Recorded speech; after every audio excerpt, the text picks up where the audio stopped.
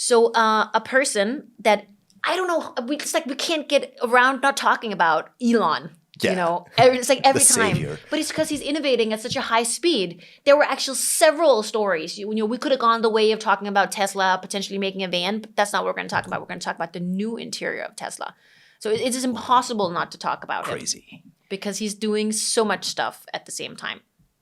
No, so if you stayed up last night, if you were in Europe, or if you were just up anyways because you were in America, you saw that what the new Tesla interior will look like. I mean, also exterior, but the interior is the exciting part. So TechCrunch has covered it in an article called "This is the new interior of Tesla's Model S and Model X." And let me tell you, I was telling Chris this morning, I think it's time for the change. It is finally right? It's finally time for a change. I actually don't. So I think the exterior. I mean, they already did that with Very similar. Yeah, but they already did that with the 3. There's just this like slight tweaking, and I don't think it's as sexy. But that's like a personal opinion. But the interior is also very much inspired by the 3. Well, it's the sports motto. It's the Tesla S Plaid, so it kind of tries to look very masculine, maybe. Yeah. Sportsy. Yeah, maybe that's it. But if you look at the interior, it's wild. I mean, already I remember the first time I got in a Tesla and you had just tried like any other car. And you go into a Tesla and it immediately looked like the car of the future. Just when you're sitting in the car. There aren't all these like weird buttons, Yeah. click plastic stuff. It's not like that. It's just totally sleek. And then I think, when Tesla first came out, no one had ever seen a screen in the front of that size. It was just beautiful. But they've really outdone themselves this time, making it way more beautiful. So a couple of the things that just automatically jump out is obviously that the screen is now this way, just like you would see here with the computer. A lot of people said that they prefer it this way because of Model 3. Also because of, I think the reason is because we consume such much more entertainment in our car. And then obviously that format is much more pleasant.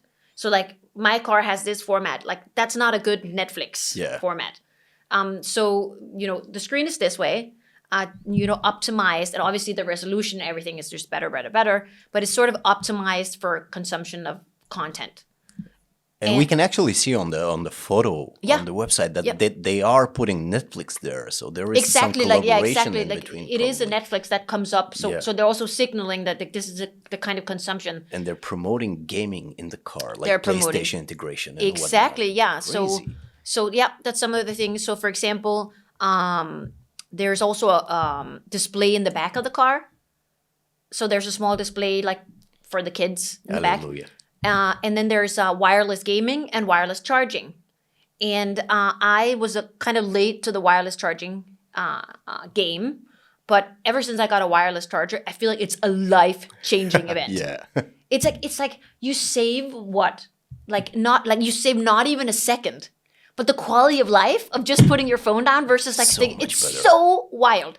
There are downsides to it. I'm always operating with a phone with barely any battery, and there obviously then that doesn't really work. So you want to have both. But you're right, like they're promoting gaming, wireless gaming, and actually, I think first like I thought when I saw the display in the back, I thought, would you really use that? Because kids today they have like iPad or their phone. But actually, I think I would. Several reasons. Last summer, we drove from Denmark to Nice, France, and the kids a lot of times like when they're on an iPad, they're doing stupid stuff. They can't figure it out. When they're that age where they're still like, they keep calling people by accident and stuff. So they actually think that for Atlas, my younger, I would actually prefer that he was watching it on something that he couldn't be. I'm always like, is he calling somebody on my phone? Definitely. Which is a little bit stressful. So I think I'd actually prefer for him to consume it like that. So I do think that it makes sense. It makes me also think like they're integrating all that gaming and media consumption stuff. So probably they are very close to that full automation because they are already promoting, well, you don't need to drive the car. You can do all these fun stuff in the car. So maybe they're very close to getting there. I think it's totally that they're doing. They're saying, we know that within the not so distant future, nobody's going to be driving this car They're only going to be sleeping and consuming entertainment while they're driving. So let's begin to optimize the car for that. The next step we'll see is that the chairs will definitely be facing each other, and you'll be able to pull it so you can lay down.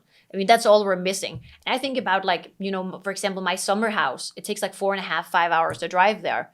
I mean, I would ideally be then doing that at night because it's such a waste of time. And also, if you have kids that are awake in the car, they're much more stressed out and they want to do stuff. They want to play. They want to move their legs. But if they were going to bed anyways, you just put them in the car and you go. So I'm just like, I'm super excited about the future. But I'm also excited. I think, again, one of the reasons I'm going to change is that the distance. So it's either 630 kilometers to 840 kilometers. Yeah, which is like what, 300 miles, something like that. Yeah, I mean, I could go to my summer house and back and not charge. That would be outrageous. Like, I can't even imagine that. Again, this summer when we drove to France, I did not feel Germany had an ideal infrastructure for charging. It was a little bit stressful. It was only Germany that was like that. Switzerland was really good. But Germany definitely stressed me out on several parts of that route. And you just don't want to go on vacation where you're a little bit stressed out about it. I also think, driving in some of the mountains in Switzerland, it's psychological. Because the car has been, when it's going up, it just empties the battery. But then when it goes down, it charges again. It recharges, yeah. Yeah, but like, you're in the middle of this, of the Swiss Alps, and you're like, wait, am I gonna, like, this is not the place you want to run out, Definitely. I thought also, oh my God, the wheel. Did you see the wheel? Oh yeah. So it's like almost like it's like a pilot wheel. It's very, very it's like the steering wheel is like it's futuristic. Yeah, it's like longer. It's like flat, and then there's just like a lot less buttons. It's insane, and it's very like nice to see how far ahead Tesla is from the competition because of Elon and how crazy head he is. Did you see, like, speaking about stocks, that he tweeted something that he had just started using something, and then there was like a company with a stock with the same name, and then like this guy, just like nobody, everyone bought the stock, and they were all like, "What is going on?" And then it wasn't even that company. That's just like how people. It's that thing, like, he has such a following, and that's what I love about the GameStop story, because people and like the mood of the people, the will of the people, can still shape the world. Like, he is such an icon. A lot of people don't like him, but he has built this group of people, like a following. And I think that following can really change the world. And maybe that following isn't only people who are buying a Tesla because they want to preserve the environment. It's also a following who just like nice tech. It's also a following who just are admirers of him. So he becomes this icon that's a part of shifting a global behavior. And I think that's really cool. I mean, it's obviously different. GameStop, it's more like, again, it's like a stick it to the man. I'm going to show you that you don't run the world. But I think that is nice, Yeah, and Elon also, in my opinion, is the only like big celebrity that goes out there and just does everything for the future and the good of the planet and humanity and whatnot. Where you have like Mark Zuckerberg and Jeff Bezos and stuff like that, and all the shit going around Facebook, and it always seems like they have some back agenda, having something other in their mind, where Elon is just like, okay, let's go to Mars. I don't give a fuck about money or whatever. Let's just go to Mars. Let's build that perfect car.